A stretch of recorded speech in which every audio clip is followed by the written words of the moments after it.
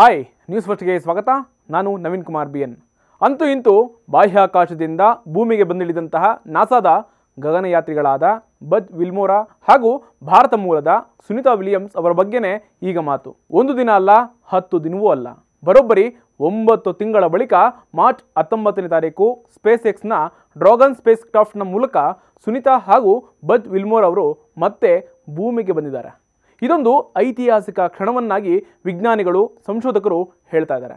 Pizza, ಹುರಿದ ಕೋಳಿ ಮಾಂಸ ಹಾಗೂ ಸಿಗಡಿ ಕಾಕ್ಟೇಲನ್ನು ಸೇವಿಸಿಕೊಂಡು 9 ತಿಂಗಳ ಕಾಲ ಬಾಹ್ಯಾಕಾಶ ನಿಲ್ದಾಣದಲ್ಲಿಯೇ ಬದುಕನ್ನು ಕಳೆದಿದ್ರು.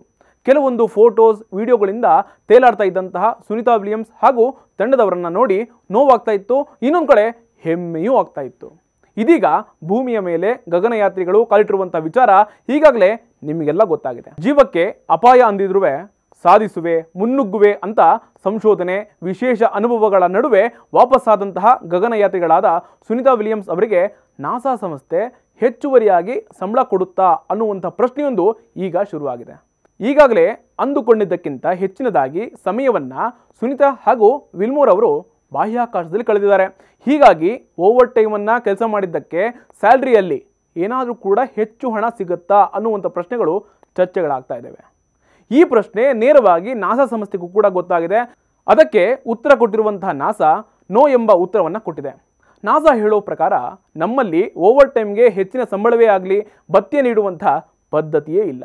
ಸುನಿತಾ ವಿಲಿಯಮ್ಸ್ ಹಾಗೂ ಬಜ್ ವಿಲ್ಮೋರ್ಗೆ ಬಾಹ್ಯಾಕಾಶದಲ್ಲಿ ಹೆಚ್ಚುವರಿ ದಿನಗಳ ಕಾಲ ಉಳಿದದಕ್ಕೆ ಯಾವುದೇ ರೀತಿಯ ಹೆಚ್ಚುವರಿ ಸಂಬಳ ಅಥವಾ ಭತ್ಯೆಯನ್ನು ಕೊಡೋದಿಲ್ಲ ಅಂತ ಹೇಳಿದೆ. ಗಗನಯಾತ್ರಿಗಳಿಗೆ ಫೆಡರಲ್ ಎಂಪ್ಲಾಯಿಗಳು ನಡೆಸುವಂತಹ ಬಿಸ್ನೆಸ್ ಟ್ರಿಪ್ಗೆ ಅಂತ ಸಂಬಳವನ್ನು ಕೊಳ್ಳಾಗತ್ತೆ. ಅವರಿಗೆ ಫಿಕ್ಸ್ ಆಗಿರುವಂತಹ ಸಂಬಳವನ್ನೇ ಕೊಳ್ಳಾಗತ್ತೆ. ಅದನ್ನು ಬಿಟ್ಟು ಯಾವುದೇ ಓವರ್ ಟೈಮ್ಗಳನ್ನು ನಾವು ಗಮನಕ್ಕೆ ತೆಗೆದುಕೊಳ್ಳೋದಿಲ್ಲ. ನಾಸಾ ಈಗಾಗಲೇ 2 ಗಗನಯಾತ್ರಿಗಳಿಗೆ ಬೇಕಾದಂತಹ ಎಲ್ಲ ಸೌಕರ್ಯಗಳನ್ನು ಕೊಟ್ಟಿದೆ. ಸಾರಿಗೆ, ವಸತಿ ಹಾಗೂ ಊಟವನ್ನು ಕೊಟ್ಟಿದ್ದೇವೆ ಅಂತ ನಾಸಾ ಸಂಸ್ಥೆಯ ಕೊಲೆಮನ್ ಅವರು ಹೇಳ್ಕೊಳ್ತಾರೆ. ಕುಟುಂಬದವರಿಂದ, ಬಂಧು ಬಳಗದಿಂದ ಹಾಗೂ ಸಹೋದ್ಯೋಗಿಗಳಿಂದ ದೂರದ ಭೂಮಿ ಮೇಲಿರುವಂತಹ ಬಾಹ್ಯಾಕಾಶ ನಿಲ್ದಾಣಕ್ಕೆ ಹೋಗಿದ್ದಂತಹ ಸುನಿತಾ ವಿಲಿಯಮ್ಸ್ ಅವರಿಗೆ ಎಷ್ಟು ಹಣ ಕೊಡ್ತಾರೆ ಅನ್ನುವಂತಹ ಸಣ್ಣ ಕುತೂಹಲ ನಿಮಗೆ ಇದ್ದೇ ಇರುತ್ತೆ. ಅದಕ್ಕೆ ಉತ್ತರ ಅಂದರೆ ನಾಸಾ ಸಂಸ್ಥೆಯಲ್ಲಿ ಕೆಲಸ ಮಾಡುವಂತಹ ಸುನಿತಾ ವಿಲಿಯಮ್ಸ್ ಅವರಿಗೆ ದಿನಕ್ಕೆ ಇಷ್ಟು ಅಂತ ಫಿಕ್ಸ್ ಆಗಿರುತ್ತೆ.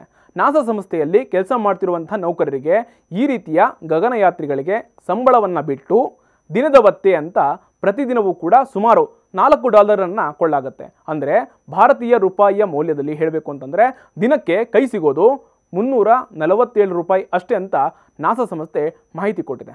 ಲೇಟೆಸ್ಟ್ ಖಂಡಿಗಳಿಗಾಗಿ ನೋಡ್ತಾ ಇರಿ ನ್ಯೂಸ್ ಫಸ್ಟ್, ನಿರ್ಭೀತಿಯಿಂದ ನಿಮ್ಮ ಪರವಾಗಿ.